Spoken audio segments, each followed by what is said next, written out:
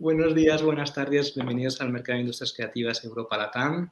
Estamos en una extensión de la mesa internacional, en un conversatorio entre PLAC, que es una iniciativa que articula a varios gestores culturales latinoamericanos, y la Organización de Estados Iberoamericanos. PLAC representado por Máximo Jacobi y Natalia Armijos, que lidera el área de cultura de la Organización de Estados Iberoamericanos. Esta extensión habla de las políticas públicas en el contexto de la incidencia de la cohesión social y territorial de las industrias creativas. La primera pregunta que os voy a hacer es fundamentalmente a Natalia. Natalia, soy conocedor de que estáis desde la organización desarrollando varios estudios de la incidencia de la pandemia y la digitalización y de las diferentes políticas públicas en las industrias creativas en todo el área iberoamericana. Y yo creo que el punto de partida es dónde estamos. Si nos lo puedes compartir, te lo agradeceríamos. Es decir, ¿dónde están a día de hoy las industrias creativas después de la pandemia? Y ya no sé si esto se ha quedado obsoleto y tendríamos que hablar de la pandemia y las consecuencias de la crisis energética. Pues sí, muchísimas gracias, Antonio. Un gusto compartir esta mesa también con Máximo, con quien hemos tenido pues un trabajo institucional en todo lo que tiene que ver al sector cultural. Sí, tu pregunta es muy interesante porque realmente que todo ha pasado a una velocidad demasiado deprisa, tanto el hecho de cómo reaccionaron las industrias creativas y culturales frente a la pandemia. Estamos hablando del 2020 y estamos prácticamente a 2 años de aquel marzo que todos nos confinamos, un 13 de marzo, días más, días menos, pero pues eso, todo el mundo nos encerramos, y efectivamente el sector cultural fue sintiendo ya en el primer mes, en el segundo mes, pues que esto iba a causar un estrago bastante serio y fuerte a la mayoría de sectores que están catalizados dentro de las industrias creativas y culturales. Esto básicamente, ¿qué provocó? Que todos los sectores que pudieron, estamos hablando de pequeñas, medianas empresas, también gente autónoma, profesionales, artistas, creadores, que trataron de incorporarse de manera muy rápida a la digitalización. Esto lo vimos, todos fuimos consumidores de cultura en digital, obras de teatro, música, etcétera.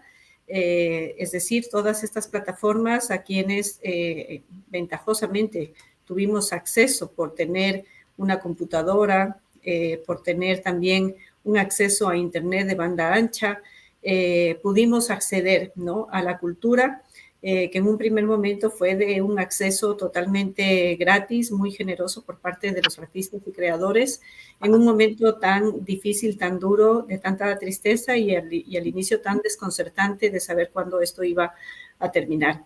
Ese empujón también ayudó muchísimo a las plataformas nacionales, o sea, no únicamente a aquellas plataformas grandes, a la industria grande del sector cultural, hablemos sobre todo del sector audiovisual, sino que también se pudieron visibilizar plataformas nacionales vinculadas sobre todo al cine, que empezaban de manera pues muy tibia, ¿no?, que no se las conocía incluso, y que la pandemia las puso afortunadamente les dio esa visibilidad. Estamos en el proceso, yo creo que todavía recorriendo en América Latina ese proceso de esa digitalización, pero también de cómo volver a esta reapertura, por así decirlo, no sé si hablar de normalidad, pero reapertura del sector cultural. Porque yo creo que ya mirando un poco con perspectiva hacia atrás, pensábamos que el tema de la digitalización venía para quedarse y era lo que nos iba a inundar en los diferentes sectores, tanto en la educación como en la cultura, Pero al menos la experiencia que estoy constatando acá en España y también en la mayoría de países de América Latina y el Caribe, que ya se están volviendo a abrir al mundo, a dejar las medidas de restricción de aforo atrás, la gente está cansada de las pantallas. No sé, Máximo me dirá cómo ve la situación en el sur, pero yo cada vez me encuentro más con gente que no quiere saber más de las pantallas y que al contrario están totalmente volcándose, disfrutando y viviendo la presencialidad. Vemos que han vuelto los conciertos masivos en estadios. Bueno, acá en España tuvimos el concierto de los Rolling Stones en uno de los estadios de la ciudad y estuvo a un lleno completo, ¿no? La gente está con esas ganas de volver a juntarse, de volver a ver a los amigos y de disfrutar del hecho cultural de manera presencial. Pero nosotros como OEI sí que seguimos estudiando el tema de la cultura digital, ¿no? Y en una materia tan fundamental que incluso la pusimos en marcha a nivel de convenio sin saber que se iba a venir la pandemia, como es la Cátedra Iberoamericana de Cultura Digital y Propiedad Intelectual. Aquí hay un hecho fundamental que nosotros lo seguimos trabajando y que es seguir capacitando al sector cultural en el uso de sus derechos, empezando por los derechos de autor, por los derechos de propiedad intelectual y que eso le permita vivir de su creación, vivir de su arte, ¿no? Y que eso le garantice, ¿no? Justamente una vida digna. A la par, el año que viene vamos a arrancar con un estudio sobre la seguridad social del artista, que fue también otro de los elementos que se visibilizó claramente en la pandemia, de cómo los creadores, artistas, gestores culturales, que al final son la gran mayoría pues autónomos o que tienen contratos temporales, se vieron tan afectados de no poder tener un subsidio, una ayuda, un acceso a la seguridad pública, ¿no? Y esto sí que ha sido también una pérdida bastante fuerte para la gran mayoría de artistas y creadores. Entonces, esas son, digamos, las vías que ahora mismo como OEI vemos claro el trabajar el tema de seguir invirtiendo más y mejor en el tema de la capacitación, por un lado el tema de la propiedad intelectual. Este año lanzamos ya el segundo seminario avanzado sobre cultura digital y propiedad intelectual. Estamos entregando asimismo becas para estancias de investigación y también para estudios de posgrado en esta materia. Para el segundo semestre vamos a sacar el primer diplomado sobre industrias creativas y culturales, que se enlazará luego con otros 2 diplomados que se presentarán en el 2023 sobre el tema de la innovación y el liderazgo cultural. Y por otro lado, el tema de trabajar en esta cuestión que no es, digamos, un tema concreto de apoyar a artistas y creadores, sino más bien de fortalecer la política pública de los países, sobre todo latinoamericanos, y avanzar hacia mejorar el acceso a la seguridad social de los artistas y creadores. Yo creo que me quedo aquí y Máximo, no sé a ti, ¿qué te parece? ¿Cómo lo ves desde allá? Bueno, respondo primero al saludo y también es un privilegio, Natalia, conocernos ya tanto en persona acá, aunque sea virtual, y intercambiar. Un gusto y un honor, así que agradezco a Factoría. Y me fui anotando y la verdad que hiciste abriste un abanico de desafíos y problemáticas bastante quirúrgico y amplio al mismo tiempo y me gustó. Voy tomando algún que otro tema y avanzamos en la conversación. Primero que hay algo que está pasando acá y al escucharte representando desde la OEI, hay ahí una pregunta y una respuesta al mismo tiempo. Es necesario cada vez más fortalecer la institucionalidad de los espacios que conectan y generan tanto políticas como pensamiento, que generan espacios de vinculación entre esos agentes que están pre-pandemia muy desconectados en el ecosistema cultural y creativo y que post-pandemia, por esa falencia, y la velocidad que se dio las cosas, en algunos momentos se dieron muy buenas relaciones y en otros solo se acrecentó el estado de confusión. Yo identifico hay un estado de confusión muy grande, extracultura, vamos a decir, hay un estado de confusión global, una situación inédita, ¿no? Esto de la pandemia generó una serie de situaciones inéditas en simultáneo, ¿no? De manera global, todos confinados, diste una fecha, es cierto, pocas veces alrededor de una fecha el planeta hace algo más o menos de acuerdo. Eso para mí da cierto miedo, ¿no? Es una especie de locura grande. Ese experimento inédito que fue el confinamiento aceleró, explotó, demandó y evidenció y también fue vehículo de una serie de cambios. La digitalización es uno de los más fuertes, porque aparte es transversal a muchos sectores.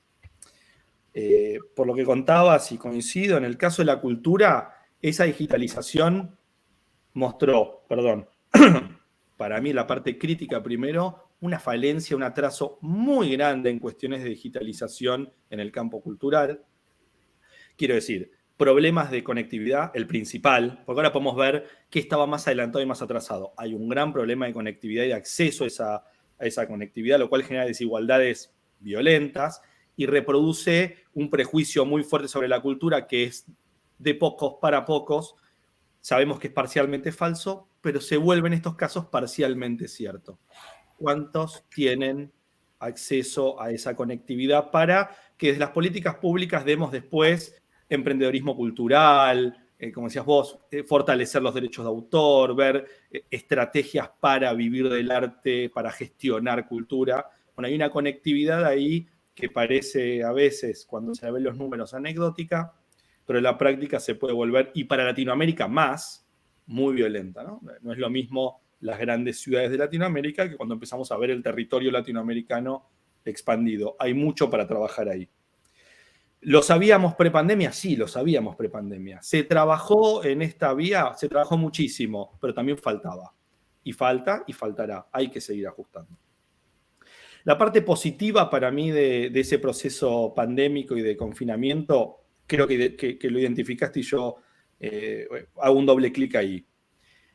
Para mí el campo cultural, el ecosistema cultural y creativo demostró en este proceso, estos años, una gran relevancia.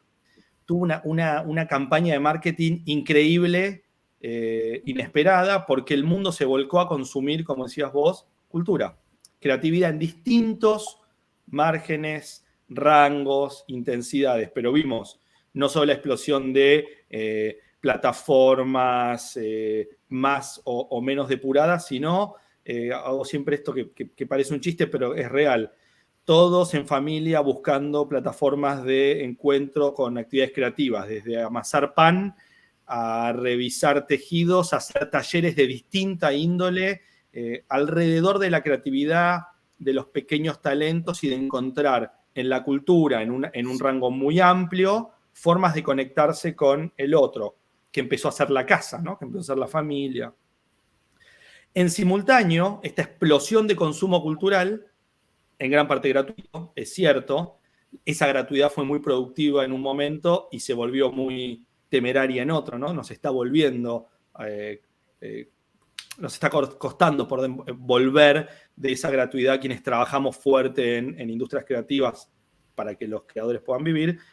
Esa gran relevancia que demostró la cultura y la creatividad se volvió en algo muy dañino para la oferta, para los creadores. La verdad es que, y me interesa ver si ustedes lo tienen, cuando empecemos a tener números, no solo el impacto de la pandemia en la salud mental y en la educación de la socialización primaria y secundaria, empecemos a ver qué pasó con esas pequeñas empresas, con esos artistas, esos creadores que tuvieron que transformarse en estos 2 años, podemos decir, de pandemia, y ahora hay que ver qué proyectos murieron, cuáles se transformaron, cuáles siguen, quiénes abandonaron. Bueno, yo creo que ese número va a ser fuerte, pero creo que todos coincidimos en que la pandemia fue muy dañino para los creadores, ¿no? Para ese espacio de la creación fue muy, muy doloroso, y las políticas públicas para contener eso nunca bastan, ¿no? Nunca hay un presupuesto suficiente para sostener eso. Esa paradoja es uno de los primeros puntos que a mí me me siguen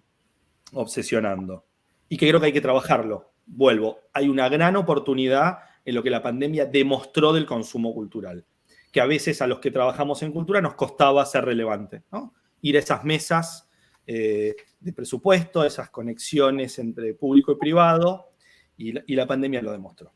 Después demostró las falencias en esas conexiones, campo creativo, independiente, instituciones públicas, y me atrevo a decir privadas, que generan políticas para la cultura, y me atrevo a decir también la academia. Hay como tres patas ahí que falta amalgamar en la relación y tirar el carro para el mismo lado. No digo que no suceda, pero no sucede todo el tiempo de manera mancomunada. Hay que trabajar fuerte en eso. ¿Por qué? Porque me parece que la urgencia del planeta no está dando tanto espacio para equivocarnos en esas relaciones. Ya no está dando tanta margen para permitirnos ese tipo de lujos. Y el otro punto ahí es si la cultura va a ser parte del problema o parte de la solución de la agenda transversal que empieza a quejarnos. Y creo que la cultura tiene y la creatividad la oportunidad de empezar a ser de manera fuerte parte de la solución. Ya lo era, porque puede aportar muchísimas miradas para resolver de manera diagonal y a veces directa problemáticas que hasta prepandemia, esto es una opinión personal, me atrevo a decir, eran extraculturales. Y desde la cultura casi nos reíamos de la agenda de impacto ambiental. Sí teníamos incorporado una agenda de género, de problemáticas de género, de accesibilidad y diversidad, pero de diversidad hasta ahí. Trabajamos algunas diversidades y no otras. Y la pandemia y esta revisión de las urgencias globales han hecho que la salud, el bienestar, la educación, estos problemas de impacto ambiental, y se sumen a las que sí trabajamos de género, accesibilidad, y por qué no pensar formas de coexistencia y de convivencia innovadoras, pero también amigables y pacíficas. La cultura y la creatividad tienen mucho para dar. Y doy un ejemplo a ver si te sirve. A mí me impactaba ver, no solo en Argentina, sino en otros lugares, cuando en los primeros momentos de la pandemia, en el momento de la urgencia más fuerte, los equipos técnicos eran médicos e infectólogos, ¿no? Y aparecía un presidente o una presidenta con 7 infectólogos atrás contando a la ciudadanía qué hacer. Digo, ¿por qué si estábamos repensando cómo nos íbamos a aislar en nuestras casas, cómo iba a ser el contacto social en el espacio público, aparecían acá bajadas como contacto social obligatorio, distanciamiento social obligatorio, cómo encontrarnos en el espacio público, cómo hacer la cola para comprar en el supermercado lo necesario? No se sumaban esas mesas de pensamiento gente de la danza, del teatro, un artista visual que tenga 20 años, por ejemplo, de experiencia en generar instalaciones. Creadores que piensan, que viven reflexionando sobre esto, que se formaron para eso, y en cambio esos equipos eran más bien y no lo quiero disminuir, pero terminaban siendo burócratas porque tomaban decisiones sobre material que no podían manejar. Volver a la idea de equipos transdisciplinares, interdisciplinares y transdisciplinares. Los problemas y las urgencias son muy grandes y la cultura y la creatividad tienen mucho para dar ahí. Y esto es de doble juego. Esa mesa de gestión pública, política y me atrevo a decir también privada, tienen que darnos un lugar y nosotros tenemos que trabajar para sostener ese espacio, porque a veces desde el campo cultural y creativo nos ponemos un poquito mañosos. Lo que pensaba ahí de lo que planteabas y seguro algunas. Bueno, y te hago esta última conclusión, que es, se afectó a los creadores y se fortaleció la demanda. Y eso nos permite volver a ver en políticas públicas que hay que trabajar. Hay que trabajar solo una, hay que trabajar la otra, hay que trabajar ambas. Hay que trabajar, fortalecer los espacios de creación, cómo acompañar con ampliación de públicos y audiencias, qué pasa con la gestión de la demanda, porque, por ejemplo, en Buenos Aires hoy el teatro, como decía, no podemos arreglarlo todo de un tirón. No, pero digo, las salas de teatro en Buenos Aires, que es un sector en el cual tenemos un privilegio, digo, una fama mundial, una calidad extrema, están llenas. Y la gente está dispuesta a pagar por ir al teatro. Digo, para a veces también desbaratar esto que decimos, no se vuelve de la gratuidad. Bueno, sí se vuelve con buenos contenidos, con experiencias sólidas y necesarias para esa demanda, no hay ningún problema en el público y en un momento de crisis como en Argentina en pagar para ir al teatro. Bueno, creo que hay que pensar en ese mix. Perdón si me extendí. El año pasado, en nuestras... esto es es una gran paradoja, ¿no? En nuestras mesas de innovación, Santiago Alfaro, que era el director de Industrias Creativas de Perú, presentó un proyecto muy interesante que era un grupo de cumbia electrónica que había llegado a la siguiente reflexión. Es decir, como estaban acostumbrados a la economía informal, el vender sus tickets en streaming le obligaba a tener toda su economía formal y pagar impuestos. Aunque vendían muchos más tickets de los que vendían en la economía informal, recibían menos dinero. Entonces, eso era una paradoja muy curiosa, ¿no?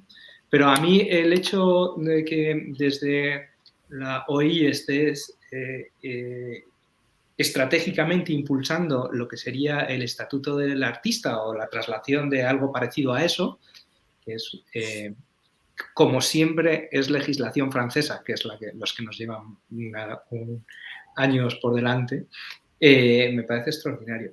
Pero yo os quiero hacer preguntas. Cultura, turismo, patrimonio.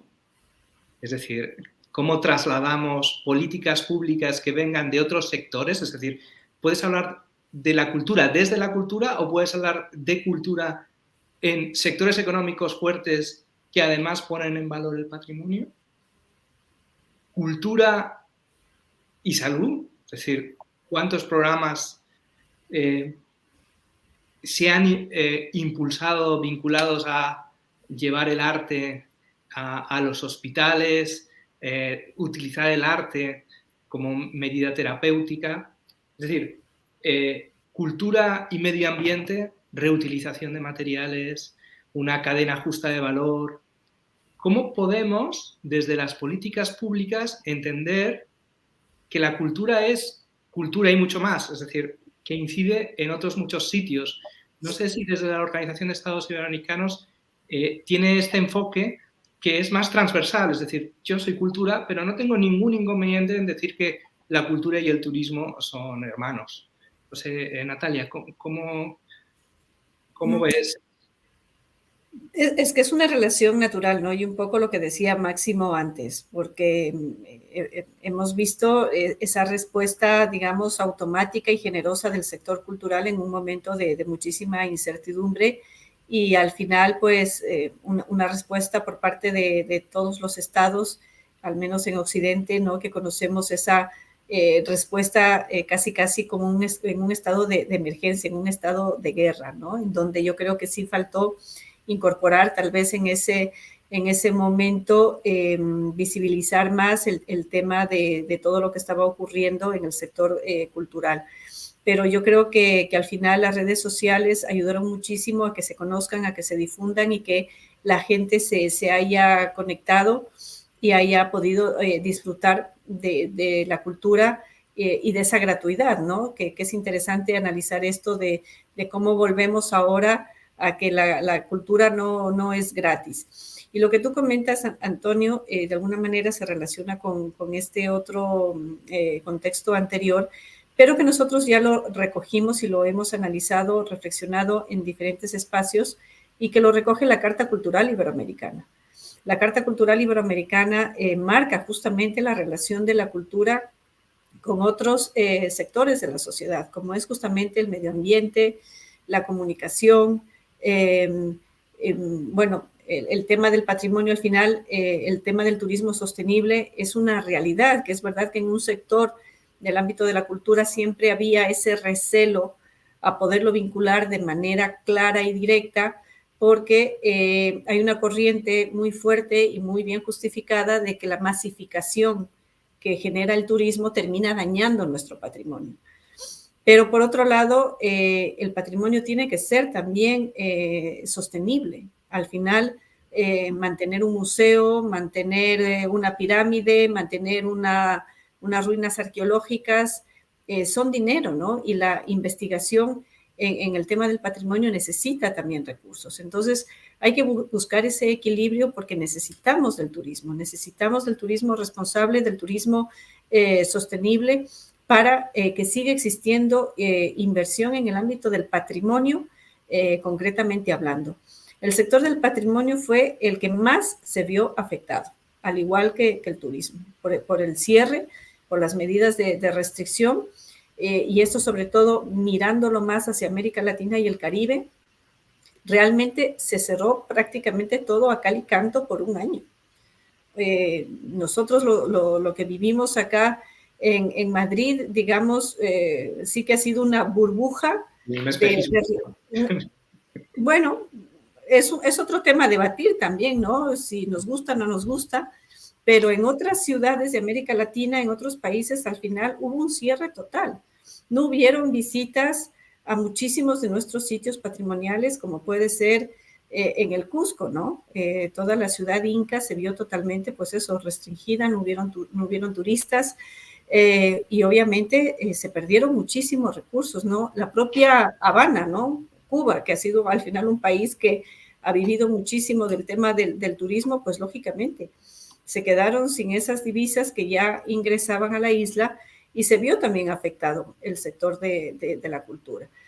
Entonces, yo también veo en este momento algo muy, muy interesante a analizar, que por un lado es qué han hecho los emprendedores, los gestores culturales, artistas, etcétera, qué han hecho para poder salir de la pandemia y darle una respuesta para, pues eso, mantenerse, para continuar, para no cerrar, tratar de recuperarse a pesar de las pérdidas. O sea, al final han tenido que ajustarse el cinturón. En otros países, como es en el caso de acá de la península ibérica, han existido muchísimas ayudas, afortunadamente. Hay los fondos europeos, Next Generation, y están habiendo, pues eso, muchas posibilidades de que van a existir fondos y también de manera muy clara dirigidos al sector cultural, que ese es un tema importante a analizar, a revisar y a copiarlo, porque a mí me parece fantástico que el gobierno español haya visto como un pilar fundamental para la reactivación de la economía al sector de la cultura. No lo ha dejado a un lado. Ojalá que el resto de países de Latinoamérica hagan lo mismo. Entonces, por un lado, se necesita, ¿no? Darle más competencias, más formación, trabajar en todos aquellos temas que, digamos, son responsabilidad o que controla el artista, el creador. Pero por otro lado, tenemos que preguntarnos qué están haciendo nuestros países para mejorar las condiciones del artista, del creador, para impulsar esas políticas públicas culturales. ¿Qué están haciendo los países para fomentar al público, para crear y formar más público que siga yendo a los teatros, que siga consumiendo cine, que siga comprando libros? Esa creatividad de iniciativas a nivel del financiamiento, tanto del mecenazgo privado como también de la fiscalidad, que muchos países, como es el caso de la normativa colombiana, ya desde hace mucho tiempo tiene una normativa muy interesante que le permite captar recursos de otros sectores para invertirlos en cultura. Entonces, hemos pasado un momento súper complicado y ahora sería muy interesante saber, revisar, analizar qué están haciendo los países para que esas políticas públicas se fortalezcan, crezcan y también se arrime el hombro de manera decidida para el sector cultural. De qué manera los países están en su planificación invirtiendo más, haciendo que el presupuesto de cultura crezca, que se invierta más y mejor y también en el ámbito de la cultura, ¿no? Eso es lo que yo puedo al menos ver tomando en cuenta ese análisis macro relacionado más con lo que le corresponde al Estado y también desde lo micro, desde las propias capacidades y respuesta de los artistas y creadores. Bueno, simplemente una pincelada. La revolución de los fondos europeos Next Generation, como bien dice Natalia, son fondos de recuperación, es decir, intentan paliar y transformar la economía, paliar lo que pasó y transformarla. O sea, no es tanto es un fondo de gasto, sino de inversión.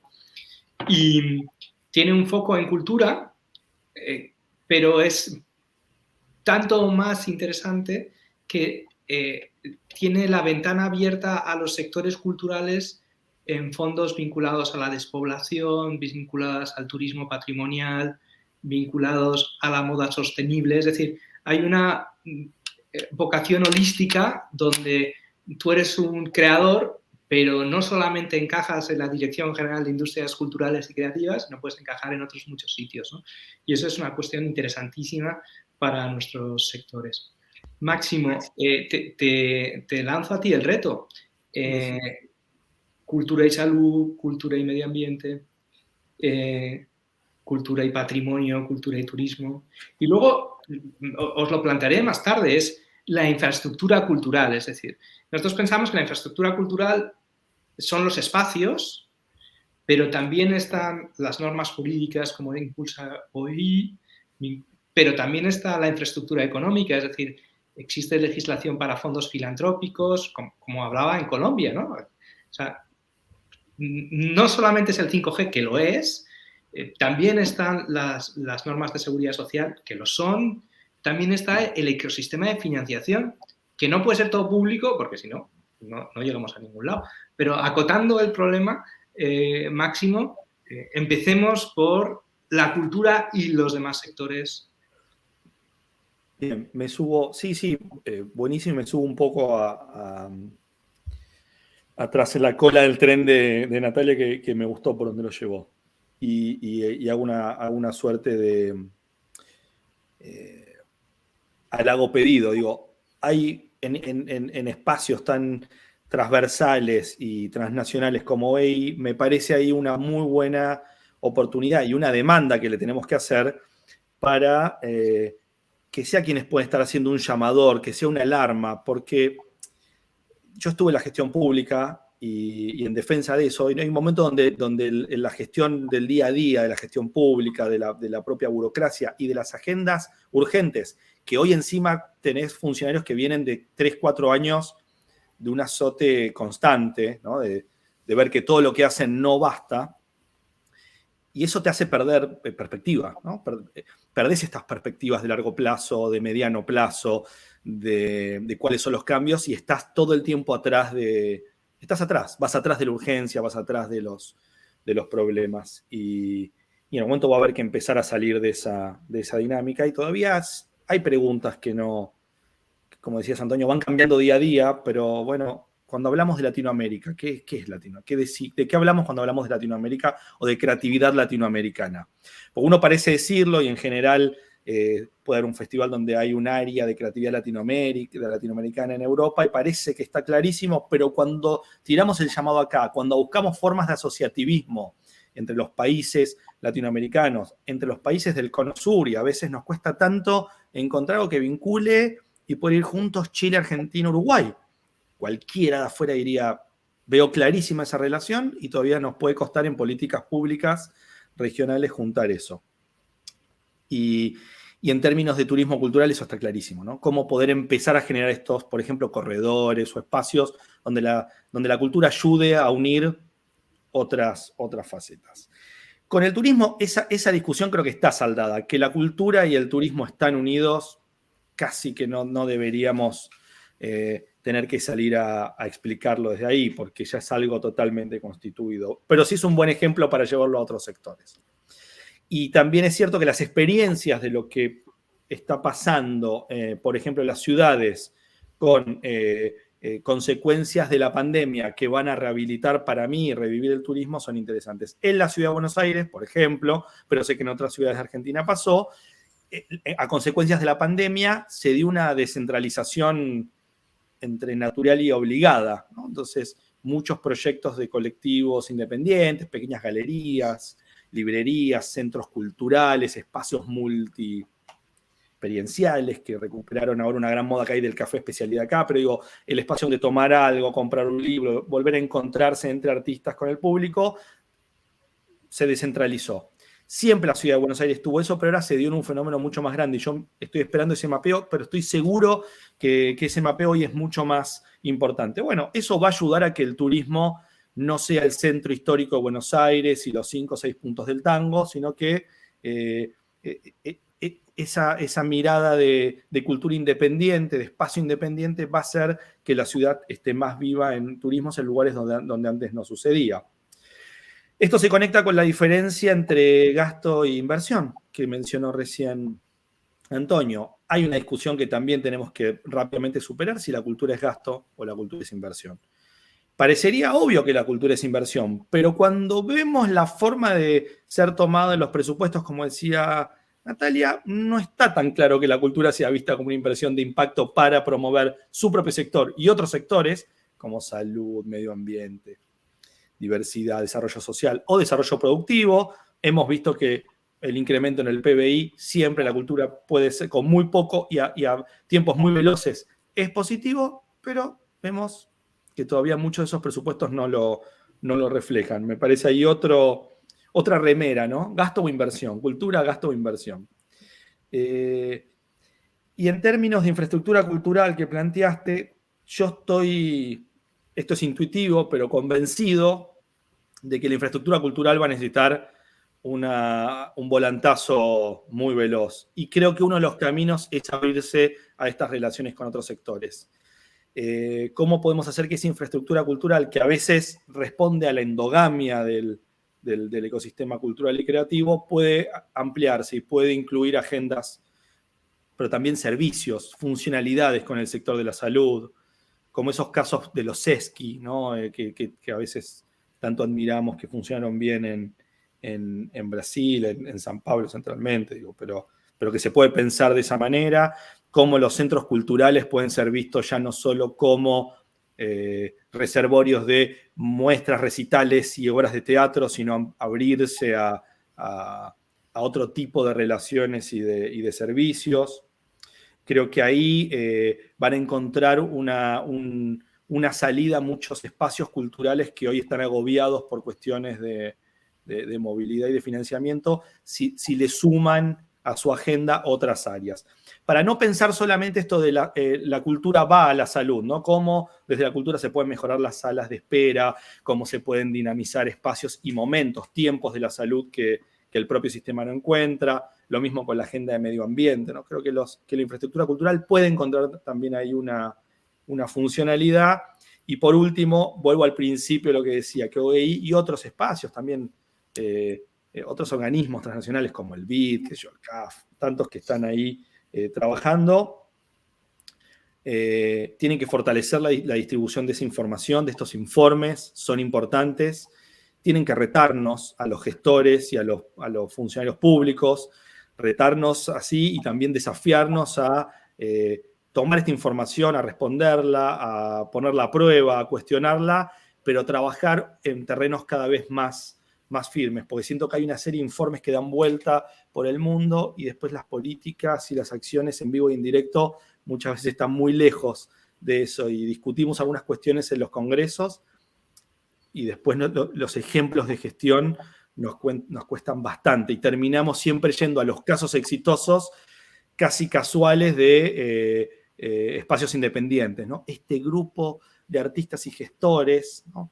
Que encontraron en una comunidad indígena la revalorización y nos maravillamos con la excepción, con la excepcionalidad. Bueno, creo que estamos en la necesidad de menos excepcionalidad y más políticas públicas que se vinculen con lo privado, que se vinculen con lo independiente y que se vinculen con lo académico y que eso haga un círculo virtuoso porque necesitamos terrenos más firmes, inversiones más adecuadas. Para ir cerrando, si nos parece bien, o sea, el mercado de industrias creativas de este año habla de la cultura frente a los retos de desarrollo sostenible. El conversatorio habla de las políticas públicas, cultura, cohesión social y territorial. Yo cuando empecé en esto hace muchos años, un funcionario del Ministerio de Cultura que provenía del Ministerio de Industria, un señor cuyo nombre no me acuerdo, pero a lo mejor hace 15 años, me decía, mira, lo importante es fortalecer el sector. O sea, necesitamos empresas más grandes, empresas más profesionalizadas y estructuras económicas más sólidas. Y a partir de ahí podemos seguir sumando. No tiene por qué tener razón, ¿no? Estamos hablando de un señor que venía de la transformación de la minería y que terminó en industria. Pero a mí siempre me ha parecido un ejemplo, es decir, como cierre, o sea, ¿qué es lo más urgente para el fortalecimiento de la cultura, que sabemos que es un motor, y que sea cada día un agente más relevante? Yo creo que el foco de la OEI, poniendo el foco en la seguridad social, me parece interesantísimo. Pero ¿qué otros focos me parecen, como es, pertinente y necesario? O sea, para empezar. O sea, y probablemente siempre llegamos tarde. Eso tenía que haber sido pertinente y necesario hace 10 años en toda Iberoamérica, y España ha llegado tarde y estamos llegando tarde todos. Pero aparte de eso, ¿cuáles son, en una mirada a 5 años, Natalia, dónde crees que debéis trabajar más para fortalecer el sector y convertir realmente el sector en un agente de cohesión y de transformación? Pues es una pregunta complicada porque puede tener varias respuestas y se pueden elegir varios temas, pero yo creo que al menos desde América Latina necesitamos seguir invirtiendo más y mejor en educación y en cultura. A partir de ahí, el resto de temas pueden prosperar. América Latina sigue siendo una de las regiones más desiguales del planeta, ahora con la pandemia más. Es muy curioso, muy difícil el pensar que pues eso, que la cultura va a florecer, que vamos a tener más creadores, más gente asistiendo al cine, al teatro, etcétera, consumiendo más cultura, cuando todavía nos queda muchísimo por cerrar esa brecha de pobreza que tiene América Latina. Hay realmente un desafío y un reto muy grande para la mayoría de los gobiernos de la región, que es seguir trabajando en políticas progresistas que aminoren cada vez más esa brecha de pobreza, ¿no? Que la gente tenga un trabajo digno, que los niños, niñas, jóvenes puedan acceder a la educación, que ahora con el tema de la pandemia hemos tenido un retroceso bastante importante. Hace algunos años hemos cumplido de alguna manera en toda América Latina ese indicador del acceso universal a la educación primaria y básica, quedando todavía el desafío por el bachillerato, pero en estos 2 años hemos retrocedido y bastante. Tengan en cuenta que aquellos niños de los sectores urbanos marginales y sobre todo de la ruralidad difícilmente han podido seguir clases por internet. Eso es un lujo únicamente de las ciudades y de quienes pueden tener el acceso, como dije, tanto a infraestructura tecnológica como a internet. Y dentro de la educación, una línea que trabajamos y que me parece súper interesante para, de alguna manera, continuar con el camino y el ciclo del arte y la cultura, es que cada vez los sistemas de educación incorporen en su currículum la materia de educación artística, que dependiendo del país va cambiando de nombre esta asignatura, pero es dar un salto cuantitativo de lo que muchas veces nosotros, no sé si a ustedes les pasó, pero a mí me enseñaban a hacer manualidades, que bueno, también es interesante, sale la creatividad de los niños, niñas. Si íbamos a escuela de monjas nos enseñaban a coser, el punto de cruz, a las agujas, que eso y a pasar a tener el arte dentro del sistema curricular, dentro de las materias, es fantástico. O sea, es seguir trabajando en sistemas de educación de calidad que cada vez incorporen este tipo de materias que realmente ayudan, favorecen a despertar la creatividad en nuestra niñez, en nuestros jóvenes, y que lógicamente desde lo público se siga apoyando y fortaleciendo los espacios públicos que tiene también la cultura, como son pues los centros culturales, la diferente infraestructura cultural que se ha visto en los últimos años también de alguna manera abandonada y que necesita mantenimiento y que necesita inversión para incorporar tecnología. Y un dato también bastante curioso de uno de los informes que presentamos el año pasado sobre la contribución de la cultura al desarrollo económico en Iberoamérica es comprobar que en los últimos años el sector cultural ha crecido casi un 3%, pero desde el sector privado. Es decir, se ha fortalecido asimismo plataformas privadas, espacios de emprendimientos privados, pequeñas, medianas empresas que han surgido, asociaciones culturales, etcétera, que eso ha favorecido para que exista más oferta cultural. Es un dato curioso porque vemos al menos quienes hacen política pública y los decisores de las políticas públicas, ver la importancia de las alianzas público-privadas y que es importante para el sector privado que tenga todas las reglas de juego súper claras sobre la mesa y más beneficios y apoyos para que sigan creciendo. Porque aquellos pequeños emprendimientos, empresas relacionadas con el sector cultural, al final hacen un impacto muy importante en su localidad. Y mientras más ayudemos y fortalezcamos al tejido empresarial desde lo privado, va a ser también importante y se va a visibilizar ese crecimiento. Entonces, para mí siempre es muy importante analizar la política pública desde lo que se puede hacer desde el ámbito privado, pero también desde el ámbito de lo público y avanzar en ese equilibrio.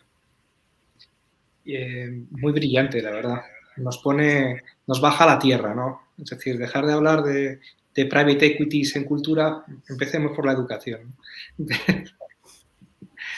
Bueno, la verdad es que yo iba pensando la respuesta y la escuchaba a Natalia y digo, quería decir eso, va por ese lado. No lo pensé, pero es exactamente eso. Quiero decir, cuando hay acuerdo es que hay diagnóstico, ¿no? También. Pensaba en esto, voy a ir solo a 3, 4 puntos alrededor, o quizás agregó algo, Natalia, que la cultura y la creatividad, por un lado, está clarísimo que generan trabajo. ¿Es la única solución o la gran solución? Bueno, no, por supuesto que hay que generar trabajo por un montón de otros espacios, pero genera un tipo de trabajo positivo, genera un tipo de trabajo genuino, con las personas en el centro, con ciertas narrativas que cuidan, que siempre cuidaron cuestiones que ahora parecen de una agenda urgente y novedosa. La cultura ya lo cuidaba. Así que me parece que ahí, y voy a ir acá tratando de pensar en el futuro, qué creo, sobre todo, para las 3, 4 cosas que voy a decir, que la cultura y la creatividad son muy eficientes, no son la única solución, pero son una solución muy eficiente a una serie de problemas transversales y complejos, pero que se dieron en simultáneo. Y me parece que pocas veces tuvimos acá una herramienta, esta va a ser, ¿no? una caja de herramientas. Entonces creo que en educación debería ser pensado ahora la cultura como una caja de herramientas y no como ese espacio que bien decía Natalia de las manualidades alternativas, ¿no? Y uno cuando yo era chico, cuando tenías actividades prácticas y pintura, era ese momento al que podía faltar, al que nadie le daba importancia. Era divertido, pero nada pasaba de ahí. No debería suceder así. Yo tengo un hijo de 8 años, de 9 años, que Antonio conoce, y si bien imagino que debe tener que ver una cuestión social y que creció siendo el hijo del director del MICA, con lo cual él pasaba por un mercado de industrias creativas, ahora lo veo a él y sus compañeros y le preguntás qué quiere ser y quiere ser programador de videojuegos. Y mi generación, más de institución moderna, a esa edad todos queríamos ser bomberos o policías. Y yo veo ahora una generación en la que soy muy optimista, quiere incorporar robótica, entiende el talento como algo a desarrollar y poderoso, ¿no? Y está pasando acá, está pasando en el mundo, donde también es una oportunidad para barrios en emergencia, donde sale un youtuber o un cantante de trap y rap y hay un crecimiento rápido y eso se empieza a mover viralmente, muchas veces sin el apoyo de las políticas públicas y hasta contra las políticas públicas que le ponen trabas a ese desarrollo del talento. Entonces, esta idea de que el talento en las nuevas generaciones empieza a ser algo valorable, me parece que es fundamental para la educación, caja de herramientas. Y lo otro que creo que hay que trabajar en esta relación con el sector privado que decía Natalia es la creatividad puede dar soluciones muy veloces para el sector tradicional de cualquier industria. Y podemos trabajar en esa relación de manera fuerte. ¿Qué tenemos para dar?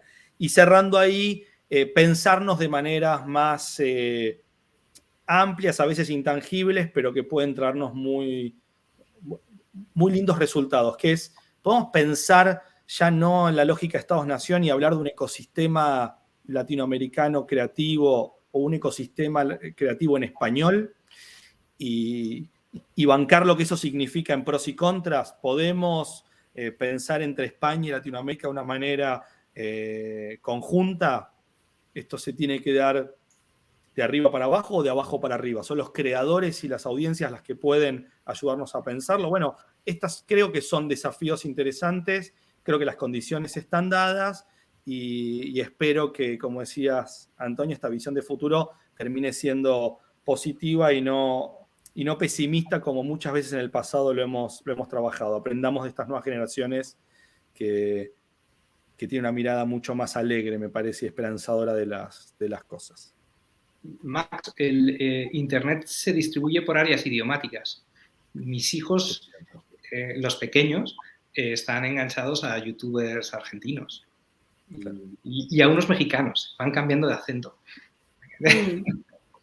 Sí, pero, bueno, mi hijo mira youtubers mexicanos y constantemente, bueno, ayer me dijo qué lindo era conocer México porque hay unos lugares especiales, papá, para ver los sables láser de los Jedis y no sé qué, y lo mezcló con una pirámide donde parece que aterrizaban ovnis. Digo, vino con una información y ahora hay que ir a conocer México para unir esas dos cosas, ¿no? Pues, conocer Teotihuacán y ver dónde se hacen los sables láser. Natalia, Máximo, no sé si queréis decir algo más. La verdad es que me quedo con las...